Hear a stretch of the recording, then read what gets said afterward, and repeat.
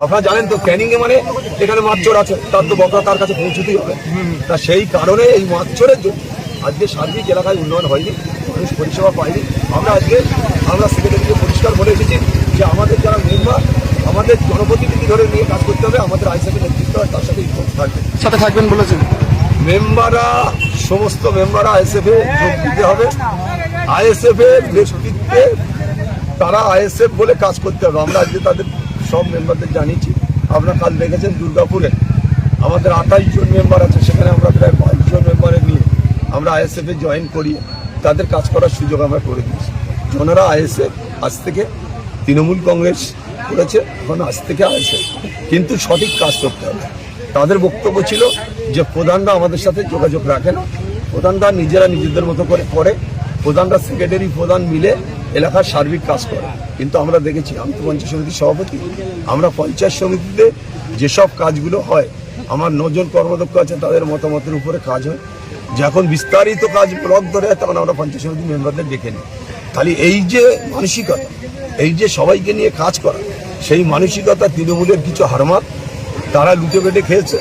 আপনারা জানেন তো ক্যানিং এ মানে এখানে মাছচোর আছে, তার তো বকরা তার কাছে পৌঁছতেই হবে।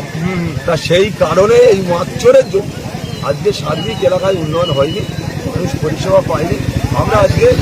আমরা সেক্রেটারিকে পরিষ্কার বলে এসেছি যে আমাদের যারা মেম্বার, আমাদের জনপ্রতিনিধি ধরে নিয়ে কাজ করতে হবে, আমাদের আইএসএফের নেতৃত্ব তার সাথে থাকবে।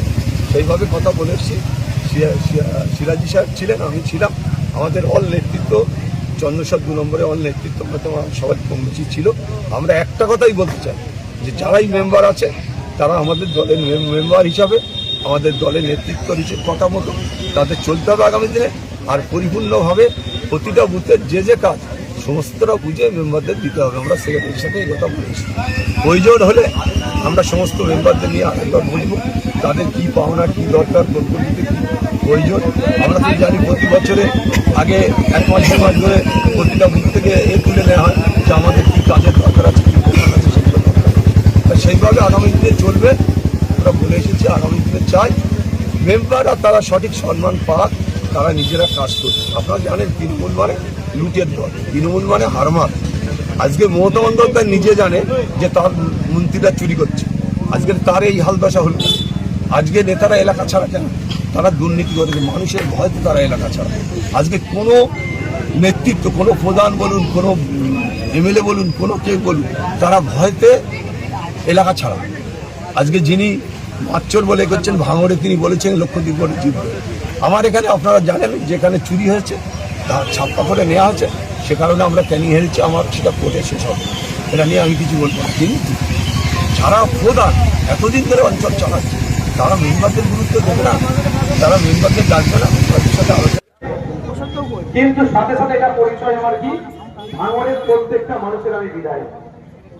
ভাঙড়ে 1,26,555 জন আমাকে ভোট দিয়েছেন, আমি তাদেরকে ধন্যবাদ জানাই। তাদের কাছে আমি কৃতজ্ঞ যে রাজ্যের কাছে একটা দৃষ্টান্ত তৈরি করলে যে ভাঙড় সত্যিকারের অর্থে কোন বোমবাদা নেতাকে তারা, বোমবাদা মানুষকে তারা নেতা হিসাবে গ্রহণ করে না। ভাঙড় প্রমাণ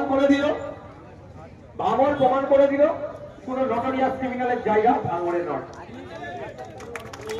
এবার প্রশ্ন হচ্ছে নওশাদ সিদ্দিকীকে 1,26,555টা ভোট পেয়েছে একদিকে, বিজেপি 30,000 সামথিং ভোট পেয়েছে, টিএমসি 94,000 ভোট পেয়েছে। তাহলে নওশাদ সিদ্দিকী কি আচরণ করবে একটু জেনে রাখা দরকার। অনেকের কাছে, পঞ্চায়েতের মেম্বারের কাছে গেলে আইএসএফ করার জন্য সই দেয় না, তাদেরকে একটু জানিয়ে রাখি। আমার কাছে 1,26,555 জন আসলে যে পরিষেবা পাবে, ওই বিজেপিকে যে 30,000 মানুষ ভোট দিয়েছে তারা আসলে একই পরিষেবা পাবে। 94,000 টিএমসি কে যারা ভোট দিয়েছে তারাও আমার কাছে আসলে এক পরিষেবা পাবে। কথা সবাই আমার নজরে, বাংলাবাসী এটাই আমার কাছে পরিষেবা হবে। আপনাদের এখানে এসেছি আজকে এখানে জনসংযোগে বিধায়ক। সুতরাং আপনারা আপনাদের অভাব অভিযোগ আমাকে জানাতে পারেন। শুধু তাই নয়, সাথে এটাও আমি বলবো জোর গলায়, কারণ আমার তো নির্দেশ ছিল না, ভোটের পরবর্তী এমন কেউ যদি আইএসএফ দ্বারা আক্রান্ত হয়ে থাকে, অন্যায়ভাবে কেউ যদি সমস্যার সম্মুখীন হয়ে থাকে আমাকে এখানে এসে নির্দ্বিধায় বলতে পারেন অমুকজন আমি অন্যায় করিনি, আমার সাথে খারাপ আচরণ করেছে, সেটাও আমি আমার পার্টির ছেলেদের কাছ থেকে বুঝে নেবো কেন বিনা দোষের পিছনে লেগেছ। এটা আমি বিধায়ক হিসাবে জোর গলায় বলছি।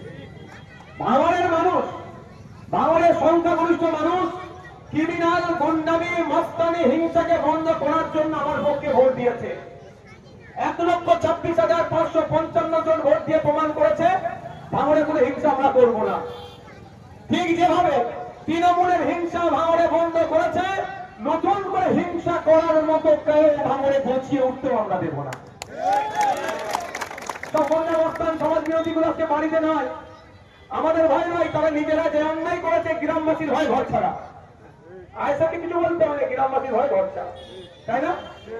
নতুন করে আমাদের মধ্যে থেকে এই ধরনের কেউ উঠে আসুন আবার করবো আমরা, সেটাও আমরা হতে দেবো না। অর্থাৎ আমাদের মধ্যে কেউ তোলাবাজি হয়ে উঠুক, আমরা সেটা বরদাস্ত করবো না। একটা টাকার দুর্নীতি আমরা হতে দেবো না। আপনারা সাথ দেবেন আমার? এই তারা সাথ দেবেন, হাত তুলুন। সাথ দেবেন তো নাকি? আমার নাম্বার লিখে রাখুন, না জানেন তারপরে আবার বলছি লিখে রাখুন, 9804335046, 9804335046 আমার নাম্বার। ফোন করলেন, আমার পরিবর্তে যে কেউ ফোন করতে পারে ভাই। আমি মাইকে বলছি এখন, ফোন করলে নিশ্চিত ভাবে আমি আর ফোন খুলতে পারবো। আপনাদের সমস্যার কথা বলবেন। কেউ যদি 1 টাকার তোলা চাই, আমাদের পার্টির মধ্যে হোক আর বাইরের হোক, কেউ যদি 1 টাকা আপনাদের কাছ থেকে অন্যায় ভাবে চায়, ফোন করবেন।